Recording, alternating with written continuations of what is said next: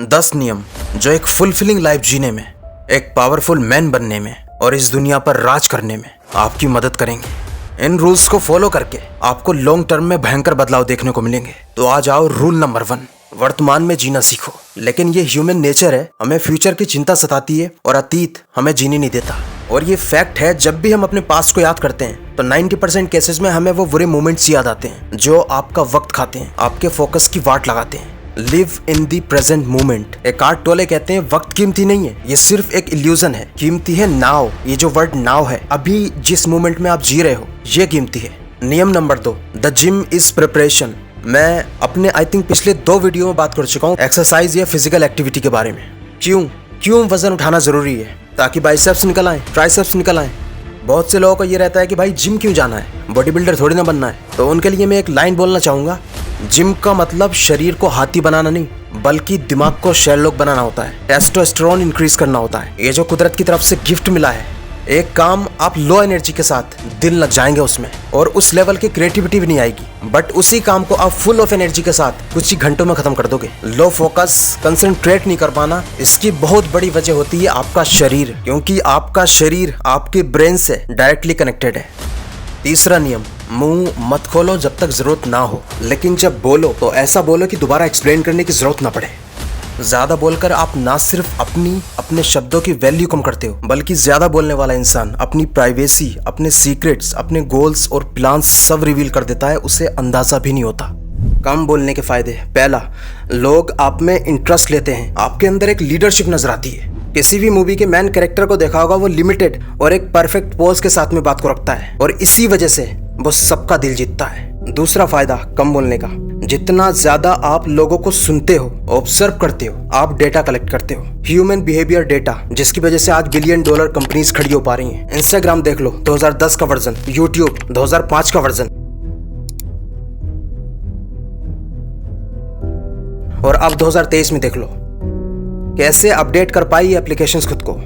Data सुनते हो ना, डेटा लीक हो गया, डेटा लीक हो गया। तो वो कोई आपकी वीडियोस या फोटोज लीक नहीं होती हैं। आप जो दिन भर फोन में एक्टिविटीज करते हो, वो डेटा लीक होता है, वो है काम की चीज। और ये डेटा आपको लाइफ के हर एस्पेक्ट में काम आता है, नॉट ओनली फॉर बिजनेस। जितनी ज्यादा इंफॉर्मेशन आप रखोगे लोगों के बारे में, आप राज करोगे दुनिया पर। अगला नियम, do what you say you are going to do. अपनी जबान का पास रखना सीखो।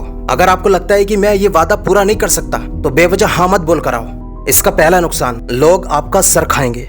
दूसरा, आप अपने वादे पर खरा नहीं उतरोगे तो आपको हल्का आदमी समझा जाएगा। लोगों की नजरों में आपकी इमेज खराब होगी। लोग उस इंसान को कभी भी हल्के में नहीं लेते जो जुबान का पक्का होता है, क्योंकि उन्हें पता होता है कि ये बंदा जो भी बोलता है उसके पीछे एक पर्पस होता है। ये बंदा अपने कमिटमेंट्स को पूरा करता है।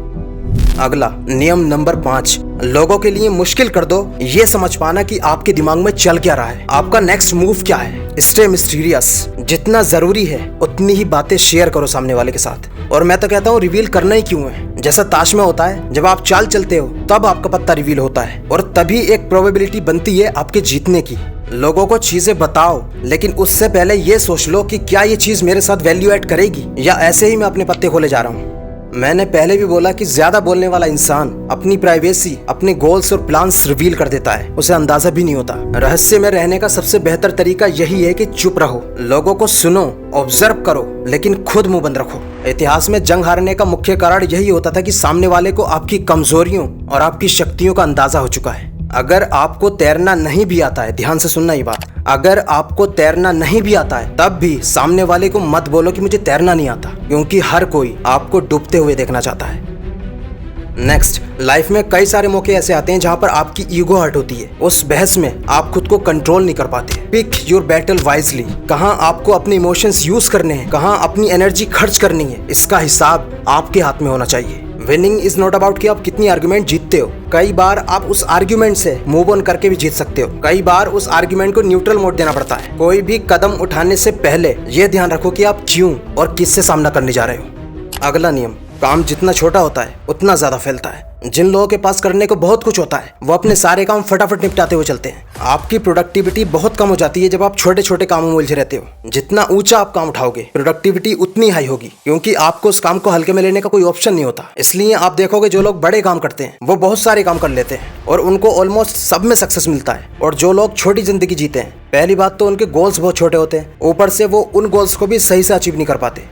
तो अगर आपको एक सुपीरियर लाइफ जीनी है तो आपके अंदर एक्सेलेंस का माइंडसेट होना चाहिए कि मैं जो भी करूंगा उसमें अपना बेस्ट दूंगा। पढ़ाई कर रहा हूं तो पढ़ाई में बेस्ट, कोई क्रिएटिव काम कर रहा हूं तो मुझे उस फील्ड में बेस्ट बनना है। आपको लाइफ में बड़े और प्रैक्टिकल गोल्स बनाने हैं और साथ में छोटी छोटी डेडलाइंस रखनी है। इससे उस काम को डिले करने के चांसेस बहुत कम हो जाएंगे। नियम नंबर 8, काफी लोगों को आदत होती है कि जब भी हमें कुछ न्यू स्टार्ट करना होता है तो हम चाहते हैं कि हमें कोई साथ में मिल जाए, कोई पार्टनर मिल जाए, कोई साथ में करने वाला हो। ऐसा करने में दिक्कत ये है कि एक तरह की डिपेंडेंस क्रिएट हो जाती है। दूसरा बंदा डिले कर रहा है तो आप भी डिले करते हो, उसने क्विट कर दिया तो आप भी क्विट कर देते हो। ऐसे आप अपने गोल्स और अपनी लाइफ से कंट्रोल खो देते हो।